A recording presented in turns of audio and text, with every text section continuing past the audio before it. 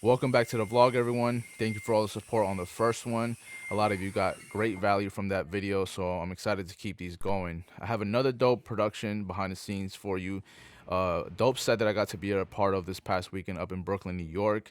Now, this was primarily a photo shoot. However, the producer brought me on to capture inserts and b-roll while the photo shoot was happening, and then focus on video at the end of the production. So I would have about an hour at the end to really dial in and grab all the coverage that I would need to make a final edit.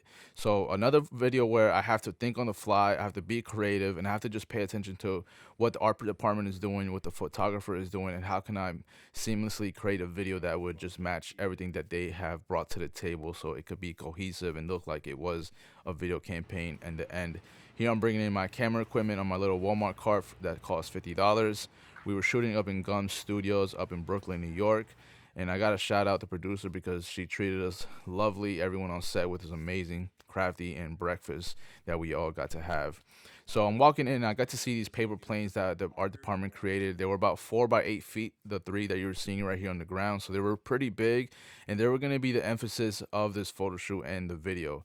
They were going to be what was really giving this production huge production value. So this was a photo shoot and a video shoot that was heavily dependent on art department. So we had to really talk to the art director right here, ask her where does she want to place these paper planes, how are they going to be placed, and essentially when I have that information, then I can talk to the gaffer and the key grip on how we should light this space. This is the lighting diagram the gaffer and I were able to come up with ahead of time since we weren't able to scout this location. Luckily, we at least had the floor plans from the studio, so we knew how much space we had inside to be able to light the art, light the talent, and light the product. So again, the main priority is to light the product always. However, since this production lent so heavily on art department, we wanted to make sure we could see all those paper planes well lit as well, and obviously we wouldn't always light the talent.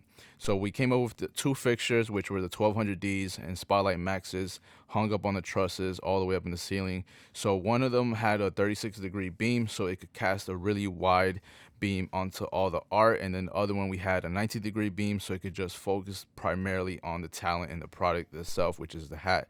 And then we had tried one of the Spotlight Maxes bounced directly into over ultra bounce, so we could return that fill onto the talent. However, it was just a little bit too harsh, and since we were going for something moodier, we just came up with on the fly to change it up to a 6x6 book light with a 600C Pro 2. And that was everything that we had. We had two Spotlight Maxes, two 1200Ds, and the 600C with the book light. So pretty simple setup. Had a lot of space to move inside, get dynamic angles, and just have more creative freedom because we don't have stands all over the place. And for the most part, the lighting diagram that we came up with ahead of time was pretty much exactly what we did on the spot when we started shooting. As you can see, the gaffer and the key grip, they're up on the scissor lift. They're hanging up the Spotlight Maxes and the 1200Ds. And that's the great part about being able to film in a soundstage like this. You have that ability to hang up on the trusses, so you have a set with almost virtually no stands, so you could get a lot more coverage, almost like a 360-degree coverage with the talent and the product. Here, the photographer and the art department are figuring out exactly where they want these paper planes propped up. And that took quite a bit of time because, again, this was a set that was heavily reliant on the art that was being made. It took a few days to make these paper planes, so why not take as much time as we can to figure out exactly where we want to prop them up so we can have our framing be perfect. And once we get started shooting, we don't have to move anything. Here you can see that book light that I was talking about with the 600C Pro 2. A lot more output than the first 600C, so I'm excited to test this fixture on more projects and eventually maybe think about picking one up and replacing one of my 600D Pros with one of those, just to have that ability to have RGB and bicolor as well, all in one unit. And here you are, the photographer getting started. She's figuring out her angles, trying to see what it's going to look like with the talent.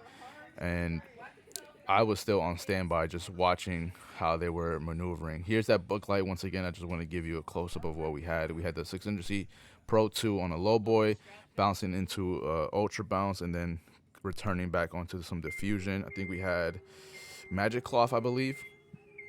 And here I'm getting started on video. So the whole time they were doing photo, I was just getting inserts, really tight details, so I could have that ahead of time and don't have to worry about that type of coverage. And then when I get started on just video, I can focus primarily on working with the talent one-on-one and directing them on how I want them placed, how I want them moving, how I want them posing.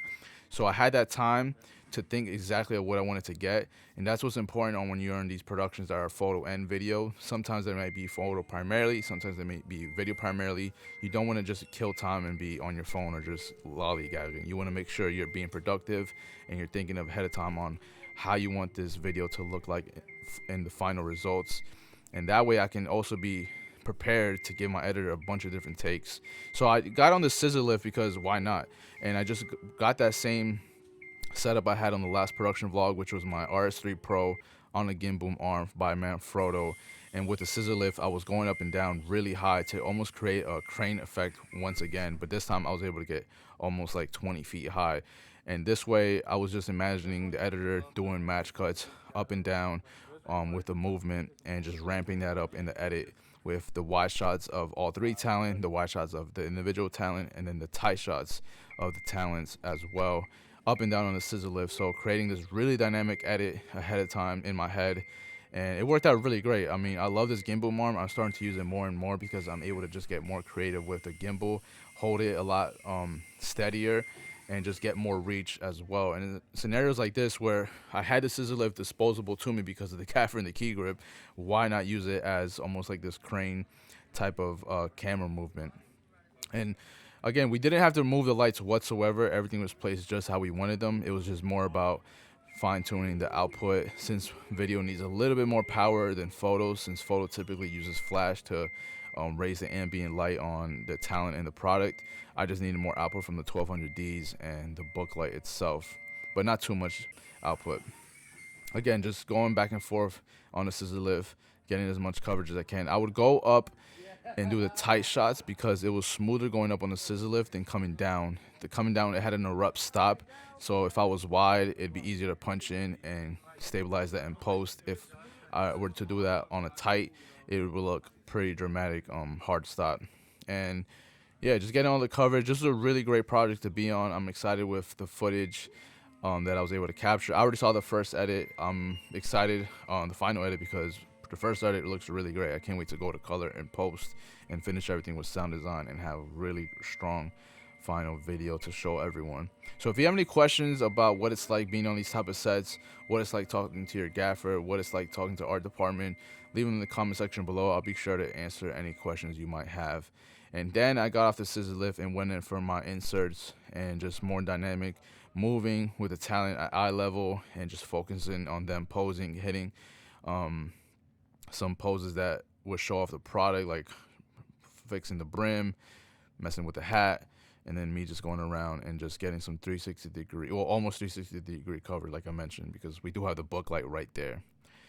This was a really fun shoot. I was able to get really creative on the fly and just see what we can do with the limited time that I had. I had about an hour at the end to just do primarily video. This model was amazing to work with. She was just, I love when you work with models who just know how to hit poses without you saying anything. I just kind of gave her my cues.